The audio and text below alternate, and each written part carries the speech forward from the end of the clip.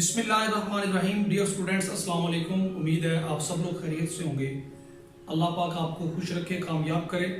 मेहनत से दिल लगा कर पढ़े, हमारी दुआएं आपके साथ हैं।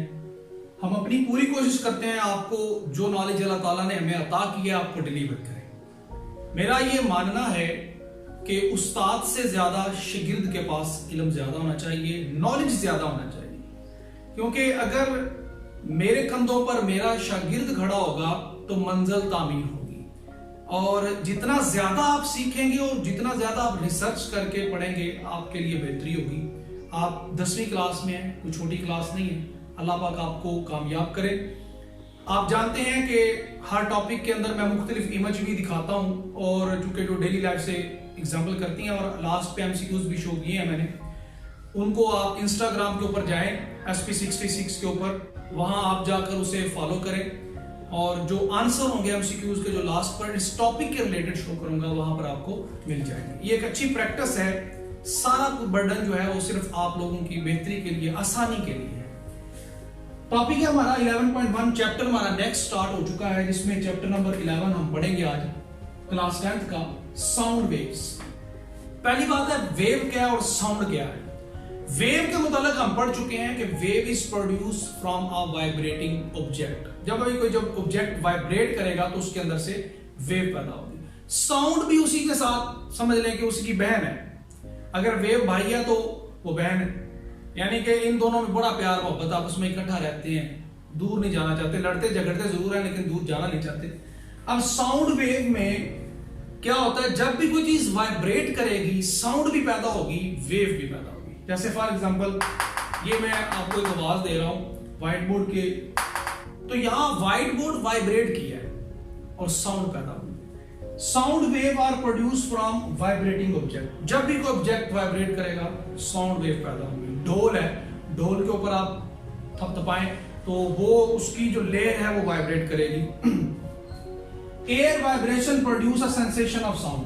अब वेव पैदा होती है, वाइब्रेट करने से वेव पैदा होती है। वो वेव क्या करती है, चलती हुई हमारे कानों में आती है और हमें सेंसेशन ऑफ साउंड महसूस होती है। पता चल जाता है ये बाइक की साउंड है, ये गाड़ी की है, ये एरोप्लेन की है। मुख्तलिफ साउंड पूरी दुनिया में फैली हुई है। परिंदे, आप कौवा बोल रहा हो तो पता चल जाता है, चिड़िया बोल रही हो पता चल जाता है, अम्मी अब्बू की आवाज में फर्क है, भाई बहन की आवाज में फर्क है। तो ये कुदरत ने बड़ा अच्छा एहसास रखा। लेकिन पैदा ये वाइब्रेशन से होती है, वेव से होती है। मेरी आवाज आपके कानों में आ रही है, मेरी जुबान जो है वो फड़फड़ा रही है, उसमें से आवाज निकलती है, इको निकलती है और वो क्या करती है, हमारे कानों को सेंसेशन ऑफ विजन देती है। For example guitar string produce a sound. वो जो गिटार होता है आपको नजर आ रहा होगा स्क्रीन के ऊपर भी, उसकी स्ट्रिंग से साउंड पैदा होती है। वायलिन होती है, वंजली जिसे आप कहते हैं। इसके अलावा जो यूज करते हैं मुख्तलिफ इंस्ट्रूमेंट, पियानो होती है, उससे भी साउंड आपके कानों तक पहुंचती है और आपको एहसास होता है, सेंसेशन ऑफ साउंड पैदा होती है। इट इज क्लियर कि साउंड वेव्स क्या और इसको पैदा कैसे किया जाता है। इसके बाद है हमारे पास sound is produced by vibrating bodies. Sound पैदा होती है वाइब्रेटिंग बॉडी। इसके बारे में कुछ एक्टिविटीज हम करने वाले हैं। एक्टिविटी 11.1 है, बुक में दी हुई है, उसी के रिलेटेड मैं आपको बता रहा हूं ताकि आपको परेशानी ना हो। जितना मैंने लिख दिया ना बहुत है, याद करने के लिए इतना ही काफी है इसके अंदर से, ठीक है। ट्यूनिंग फोर्क एक ले लें। ट्यूनिंग फोर्क एक ऐसा आला है जो कि लेबोरेटरी के अंदर आपको मौजूद मिलेगा। यू शेप का ही आला होता है और इसको जब आप एक रबर हैमर के साथ मारते हैं खींच कर, या इसके ऊपर हैमर मारे या इसको हैमर पे मारे, बात एक ही है, और तो क्या करेगा, ये वाइब्रेट करेगा। नजर नहीं आएगा लेकिन जब आप कान के पास लेकर जाएंगे तो आपको एक बहुत बारीक सी आवाज सुनाई देगी। रबर हैमर से इसको लगाएं। हैमर लगाने के बाद इसको पेंडुलम के पास लेकर जाएं। सिंपल पेंडुलम के पास लेकर जाएंगे तो आपको पता चलेगा कि जैसे ही इसकी एक साइड इसे टच करेगी तो ये पेंडुलम इधर को मूव करेगा। इसका मतलब ये है कि वाइब्रेशन जो है वो एनर्जी भी ट्रांसफर करती है। Wave also transfer energy, also transfer sound. Sound भी एनर्जी ट्रांसफर करती है। दूसरा है कि अगर आप चेक करना चाहते हैं कि कैसे ये वाइब्रेट कर रहा है कि नहीं कर रहा, तो पानी गिलास में लें, उसके अंदर इसको डालें वाइब्रेट करके, हैमर से इसको जरब लगाएं और इसको डिप करें तो वाटर स्प्लैश होगा। ऐसे फौरन बाहर की तरफ थोड़ा सा उछलेगा और उसके अंदर वेव वगैरह पैदा होगी। तो ये एक एक्टिविटी है। नेक्स्ट है sound required material medium. Sound को जरूरत होती है किसी मीडियम की एक जगह से दूसरी जगह जाने के लिए। मेरी आवाज इस माइक से एंटर हो रही है। कैसे एंटर हो रही है? मेरे और माइक के दरमियान एयर है, आपके कानों के दरमियान और मेरे दरमियान एक हवा है, ठीक है। जो मेरे स्टूडेंट्स मुझे सुन रहे हैं अभी लाइव बैठ के, उनके दरमियान भी हवा है, एक दूसरे से टॉक करेंगे तो भी हवा है।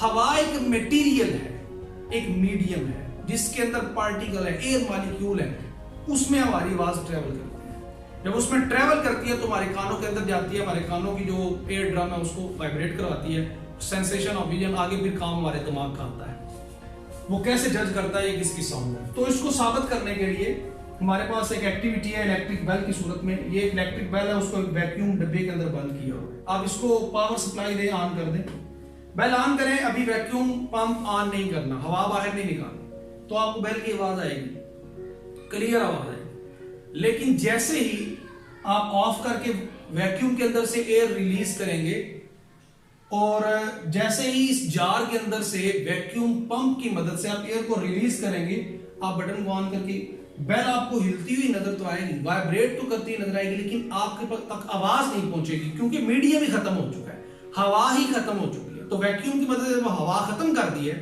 तो बेल आपको अंदर वाइब्रेट करती नजर आएगी लेकिन आवाज नहीं आएगी। आहिस्ता आहिस्ता क्या करें, फिर हवा एंटर करना शुरू करें, आवाज आती जाएगी, फिर हवा निकालते जाएं, आवाज कम होती जाएगी। तो ये है जो कि हमें बताता है कि साउंड रिक्वायर मीडियम, इसको किसी मीडियम की जरूरत होती है एक जगह से दूसरी जगह जाने के लिए। लॉन्गिट्यूडनल नेचर ऑफ साउंड, ये एक अदर नेचर है। आपको पता है कि लॉन्गिट्यूडनल वेव क्या होती है? In longitudinal wave the particle of the medium move parallel to the direction of propagation. Particle of the medium क्या करते हैं? पैरेलल मूव करते हैं। इनके अंदर कंप्रेशन और रेयरफैक्शन पैदा होता है। इनके अंदर जो प्रेशर आप साउंड को देते हैं, आप ज्यादा ऊंची बोलेंगे तो ज्यादा ऊंची आवाज आएगी, आहिस्ता बोलेंगे तो आहिस्ता आवाज आएगी। उसकी वजह यह है कि जब कंप्रेशन होता है तो जो मॉलिक्यूल होते हैं वो कंप्रेस हो जाते हैं, आवाज की डेंसिटी बढ़ जाती है। जब डेंसिटी बढ़ती है तो आवाज कानों में ज्यादा पहुंचती है, और जब रेयरफैक्शन होता है आवाज की डेंसिटी कम होती है, एयर मॉलिक्यूल की डेंसिटी कम होती है, तो हमें कम आवाज सुनाई देती है। तो in longitudinal wave the particle of the medium move parallel to the direction of propagation, वो पैरेलल मूव करते हैं। Tuning fork produce a sound longitudinally. Tuning fork जो साउंड पैदा करता है वो लॉन्गिट्यूडनली होती है। आप इसे रबर हैमर पे मारें, जब आप मारेंगे तो आप देखेंगे कि सबसे पहले क्या होगा, डेंसिटी ऑफ मॉलिक्यूल पहले वो बिल्कुल यूनिफॉर्म है।